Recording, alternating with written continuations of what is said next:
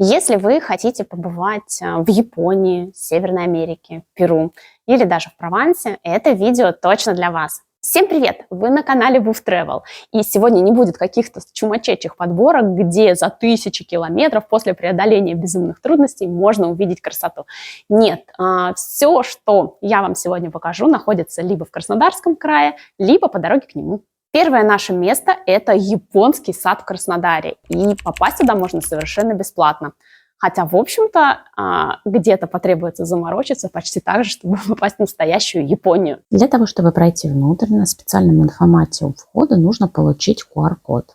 И чтобы сделать это, мы пришли к нему в 8:45. Как вы видите, никого. Вот сзади паркомат. Вернее, инфомат, потому что вход бесплатный, но вот по этим QR-кодам. На сайте написано, что QR-код действует 30 минут. Это не так. То есть вот мы сейчас взяли QR-коды, и нам нужно до 9 пройти. Виталик копается в машине, ищет ключи. Мы готовы, у нас 4 минуты.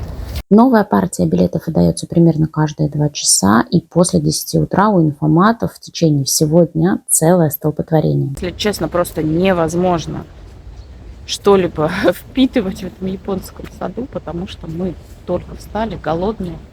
Поэтому просто идем в кафешку, чтобы поднимать настроение. Как будто бы есть лайфхак, и можно на сайте этой кофейни взять подарочный сертификат на 1500 рублей на человека и пройти в сад без очереди. И они отправляют тоже QR на вход. Но время там тоже адски неудобное. Я вам сделаю скрины.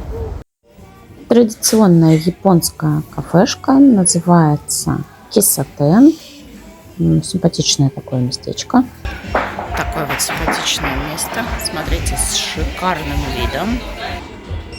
Есть еще лайфхак. Можно собрать сколько? 8 кубиков, не знаю. Или больше уже, да? И сделать фото в соцсетях или на 2GIS. И получить кофе в подарок. Виталик очень серьезен. Он у нас безумно азартный. Платный кофе мы уже получили. Но тут вот можно еще из 12 блоков собрать. Он пытается это сделать. Вот такой набор для взрослого ребенка. Смотрите, розовое какао с маршмеллоу, пончики. И то, как, наверное, родитель должен делать завтраки ребенку. Но больше всего мне нравится, как она будет есть это вот с таким видом. Друзья, с которыми мы приехали в Краснодар, уже несколько раз были в японском саду. И, конечно, им тоже пришлось отстоять эту огромную очередь днем. И, если честно, до момента посещения сада я не понимала, а точно ли стоит это таких усилий. Но как только мы вошли внутрь, конечно, мое мнение изменилось, потому что это и традиционный ландшафтный дизайн в японском стиле, и традиционная архитектура. Внутри даже был японский театр. В общем, все действительно стоит таких усилий, но если вы приходите утром, да, как мы в 8:45, то можете сделать это даже без очереди. Хотя мне кажется, что на закате это было бы еще более красиво. Ну, а мы двигаемся дальше. Я думаю, многие из вас соскучились по Европе. Мы так точно в свое время изъездили Францию вдоль и поперек и знаем Прованс практически как свои 5 пальцев. Поэтому точно можем рекомендовать вам Шато Андре, которое находится недалеко от города Крымска. И Францию, и Прованс там можно почувствовать буквально всеми органами чувств. И глазами, и ушами, и даже ароматом. Советую. Дорога до Шато очень хорошая, хоть это и не центральная автострада. Приехали мы сюда уже ближе к ночи, чтобы на своем автодоме заночевать прямо на территории. И в целом вход на территорию бесплатный и свободный. Но также есть и экскурсии. Первым делом утром мы отправились на завтрак. И здесь свое фермерское кафе, поэтому завтраки готовят очень вкусные. Ну и, конечно, потом с удовольствием отправились на экскурсию по винодельне. Давайте покажу примерно территорию, чтобы вы понимали, раньше здесь была скала, и по сути, что-то около свалки, да, то есть все вычищалось, скала подготавливалась для будущего прорыва, а на территории с нуля выстраивались все здания и дорожки и ландшафтный дизайн без применения ландшафтного дизайнера, да, то есть это все на насмотренности и чувстве вкуса владельца. А если вот я вам сейчас покажу, я думаю, что большинство из вас точно не скажет, что этому всему в районе 5 лет. Да? Кажется, что это столетние постройки. Я огромный фанат архитектуры, поэтому получила колоссальное удовольствие от увиденного. Очень много природных материалов. Это и белый-серый цемент, ракушечник, естественно, черепица. Причем нам рассказали, что ее закупали не на производстве, а собирали со старых домов. И, наверное, поэтому здесь все так пропитано историей и выглядит не как молодая винодельня. Еще на территории есть апартаменты, то есть можно остановиться на ночь. Примерно с середины августа до середины октября, ну плюс-минус понятно, что в зависимости от погоды, в состав экскурсии входит еще очень прикольная часть. Это посмотреть, как собирается урожай, как рассортировывается виноград. Вот как раз на этом оборудовании. С одной стороны, не сезон, это круто, что нет людей и можно кайфануть от такого одиночества с природой, единения с природой. Но, с другой стороны, вот сейчас сзади меня высажена лаванда, и здесь на улице Прованса в скором времени высадятся вьющиеся розы, и горный воздух, я просто представляю, какая тут именно в сезон ароматика. Боже, наверное, стоит приехать второй раз. Ну и, наверное, самое кайфовое для нашей Василисы, что здесь есть небольшой, невозможно назвать это зоопарком, мини-ферма с оленятами. Их всех можно покормить, погладить. И, конечно, здесь вообще на территории живут животных, кошки, собачки прибегают. В общем, ребенку здесь кайф. Мы идем кормить зверей. Чем? Морковью. Пошли тогда. Да. Да. Вот здесь на территории есть олени, которых можно покормить морковкой. К ним мы шли. Держи еще. Здравствуйте. Доче никто не нужен, кроме Шато, да, Шато? Доча к ней прилипла, и ей никто не нужен. Спускаемся к городку детскому. Посмотрим, что здесь есть. Ну что, пойдем поднимемся на эту башню, осмотрим окрестности. Василис, где мы? Наверху. Это что такое? Смотровая площадка. Вообще здорово. Наверху башни смотровая площадка. Все правильно, молодец ты. А кто нас внизу ждет? Шато. Это такая Шато? Собачка. Твоя любимая? Ну и, конечно, отдельная часть экскурсии находится под землей. Ребенку в 3 года это, конечно, не очень интересно, поэтому мы с Виталиком и разделились. Они пошли смотреть зверей, а я пошла изучать историю лозы, историю винодельни, посмотрела все их производство. И действительно это было очень интересно. Тем более интересно изучать становление, да, молодого производства, смотреть, как хранится, как хранятся бутылки, как это правильно делать. Место и территория развиваются. Здесь даже выстраивается целая улица Прованса, поэтому обязательно вам советуем посетить это место. Ну, честное слово, настоящая Франция. Ну, а мы двигаемся дальше в нашем списке. И это Кабардинка и культурный центр под названием Старый парк, где можно почувствовать вообще сразу несколько эпох. В принципе, зимой как будто бы вне сезон. Во всей Кабардинке мы народ не видели, но здесь просто толпища. Если честно, я не представляю, что происходит летом. Тематический парк разделен на несколько частей, и все выполнено очень на достойном уровне. Что-то из эпохи классицизма, что-то из Кавказа, даже из Средневековья или из истории Востока. Есть целый акведук. В общем, нам безумно понравилось. Ребят, если хотите посмотреть больше фоток с парка, переходим вот сюда по QR-коду. Наша группа в Telegram. Там будут Куча фоток. Единственный минус, что нельзя на территорию принести даже на ручках собачку. Это по правилам, в реале мы, конечно, увидели вот такое чудо. Поэтому подумайте заранее, где будет находиться собачка, пока будете гулять. Ну и если вы будете в Кабардинке, то обязательно заедьте в глэмпинг «Скала». Раньше там был и кемпинг для автодомов, к сожалению, сейчас это не так. Но в целом территория очень красивая.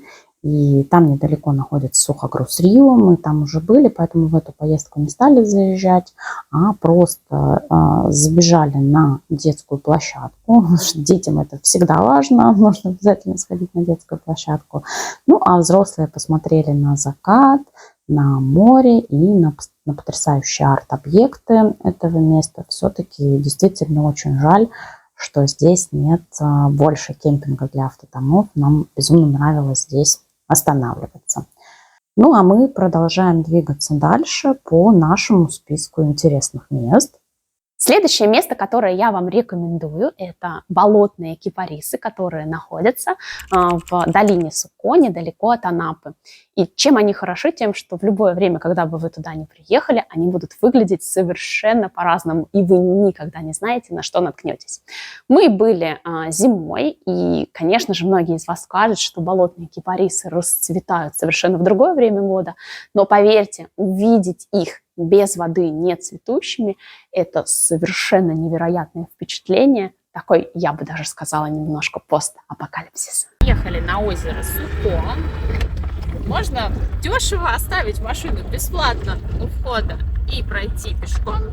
Но Василиса Витальевна сказала: не пойду. Поэтому нам пришлось заплатить 600 рублей за въезд и поехали прямо на машине до озера. Насколько близко сможем подъехать, сейчас вам покажем.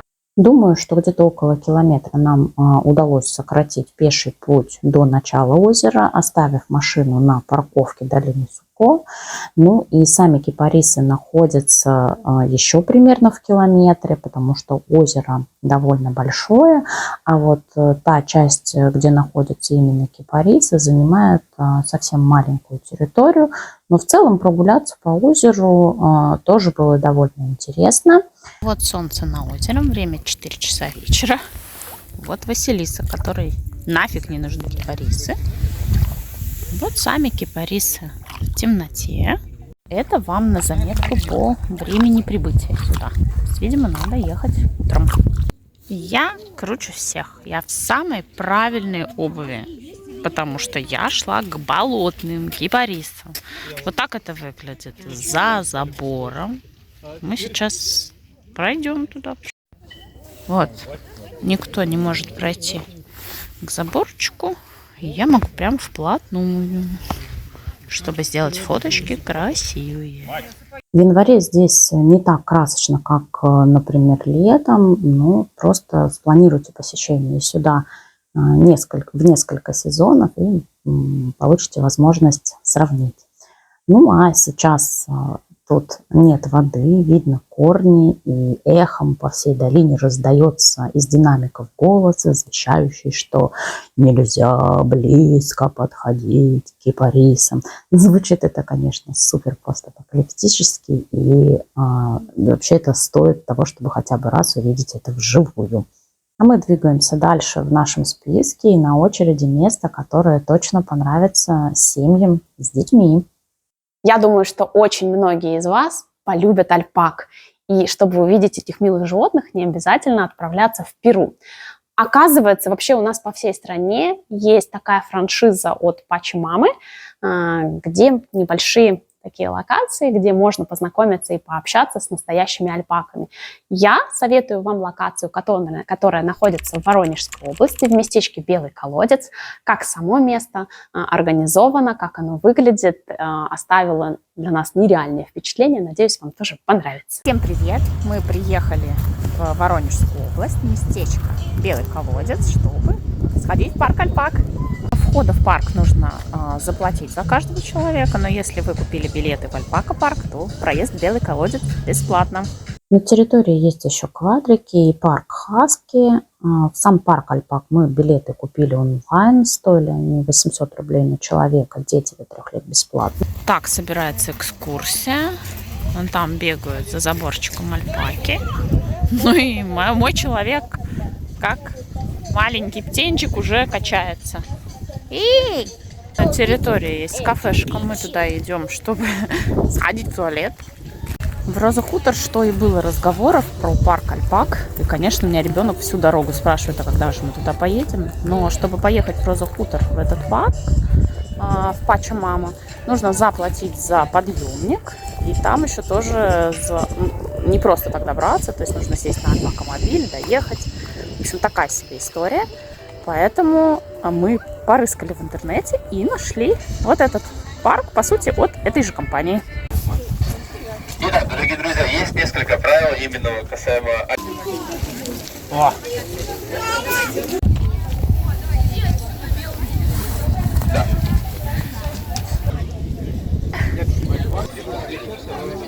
Берут очень-очень нежно. Зажми зубы. И не кусай, не кусай, держи, держи так, держи. И она подойдет, заберет, ты отдай ей. Ой! Давай еще раз. Давай. Вот.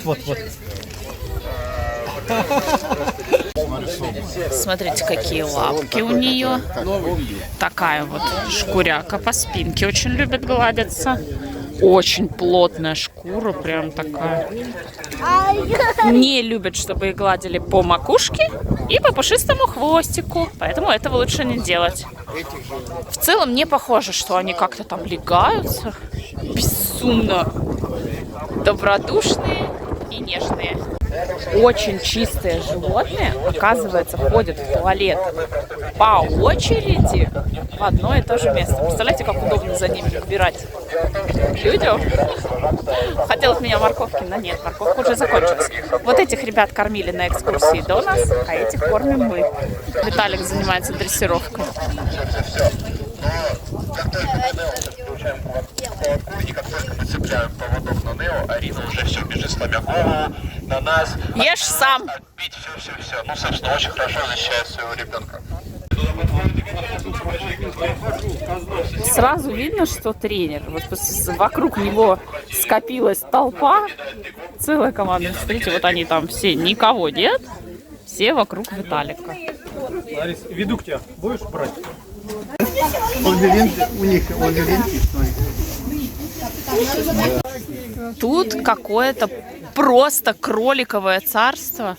Причем они бросаются под ноги. Надо смотреть очень внимательно, чтобы никто не шмякнулся под тебя. Какой он огромный. Он больше кубика, честное слово. Он больше кубика. Еще Воронежская область – отличный повод для того, чтобы встретиться с нашими друзьями-подписчиками. Вот Алексей приехал из Тамбова. Так надо путешествовать. Если вы хотите куда-то ехать, езжайте. Алексей, передаем тебе огромный привет. Было очень приятно встретиться вживую, поговорить про электромобили, про путешествия. И надеюсь, что у нас эта встреча была не последняя. Ну что, надеюсь, вам это видео понравилось. Напишите нам в комментариях, куда бы вы съездили и где еще в России есть места не хуже заграничных. Ну и до встречи на нашем канале в следующем видео. Пока-пока!